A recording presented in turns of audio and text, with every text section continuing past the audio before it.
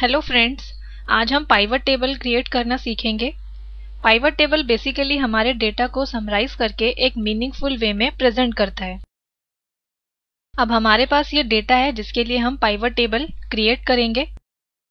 अब यहाँ पर हमें ए वाले कॉलम में सेल्समैन के नेम दिए हैं और बी वाले कॉलम में एरिया दिए हैं जहाँ पर ये सेल्समैन ऑपरेट करते हैं। अब जैसे यहाँ पर जॉन सेल्समैन है जो कि दिल्ली एरिया में ऑपरेट करता है और जिसकी अप्रैल मंथ की जो सेल्स टर्नओवर है वो है 10,000 और इसकी जो परसेंटेज सेल्स है इस महीने की यानी कि अप्रैल मंथ की वो है 17%।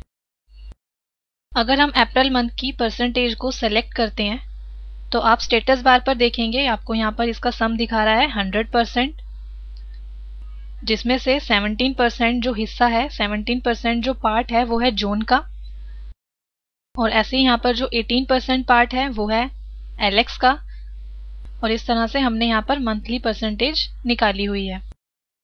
और इसी तरह यहाँ पर ये जो सेल्स है ये मई से रिलेटेड है और यहाँ पर ये वाली जो सेल्स है वो जून से रिलेटेड है। इसी तरह जो ये वाली सेल्स है वो जुलाई से रिलेटेड है और ऐसे अगर और नीचे करके देखते हैं तो यहाँ पर जो ये सेल्स दी हुई है हमें वो अगस्त से रिलेटेड है।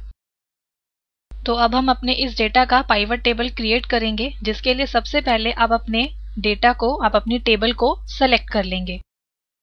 जब भी आप किसी भी टेबल का पाइवट टेबल क्रिएट करेंगे तो हमेशा पहले आप अपने डेटा को सेलेक्ट कर लेंगे। और एक चीज आप यहाँ पर ये ध्यान रखेंगे कि जिस भी टेबल की आप पाइवट टेबल क्रिएट कर रहे हैं उस टेबल में हेडर्स होने जरूरी हैं।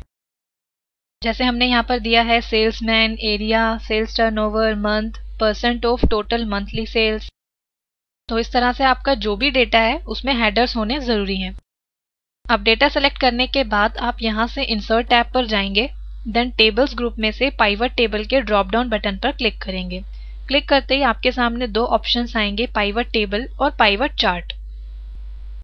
अब यहाँ पर जो पाइवट टेबल है वो बेसिकली आपके डेटा को समराइज फॉर्म में क्रिएट करता है और पाइवट चार्ट जो है वो आपके डेटा को चार्ट में क्रिएट करके देता है।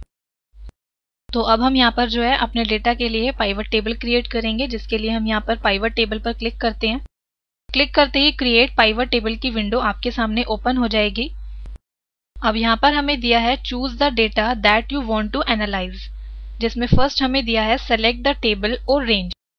अब यहाँ पर जो है आप देखेंगे यहाँ पर हमें रेंज दिखा रहा है क्योंकि हमने अपने डेटा को पहले से ही सेलेक्ट किया है। अगर आप अपने डेटा को पहले से सेलेक्ट नहीं करते हैं और आप डायरेक्टली पाइवट टेबल को ओपन करते हैं तो तब आप इस वाले बटन पर क्लिक करके अपने डेटा को सेलेक्ट करेंगे। डेटा जैसे ही आप सेलेक्ट करेंगे वो रेंज आपको यहाँ पर डिस्प्ले करेगा। उसके बाद आप फिर से इसी बटन पर क्लिक कर देंगे।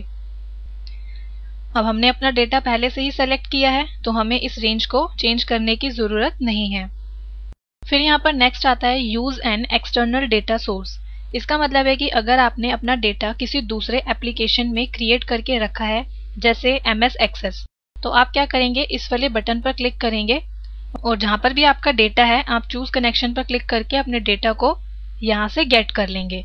तो फिलहाल हम यहाँ पर जो है सेलेक्ट अ टेबल और रेंज पर क्लिक रखेंगे। फिर यहाँ पर नेक्स्ट हमें दिया है choose where you want the pivot table report to be placed in new worksheet और इन अ एग्जिस्टिंग वर्कशीट। अगर हम यहाँ पर न्यू वर्कशीट पर ही क्लिक रहने देते हैं तो जो आपका पाइवट टेबल क्रिएट होगा वो एक न्यू वर्कशीट पर क्रिएट होगा। और अगर हम यहाँ से करते हैं एग्जिस्टिंग वर्कशीट तो यहाँ पर ये आपसे लोकेशन पूछेगा कि किस लोकेशन पर आप पाइवट टेबल को क्रिएट करना चाहते हैं। तो फिलहाल हम यहाँ पर न्यू वर्कशीट ही रहने देते हैं।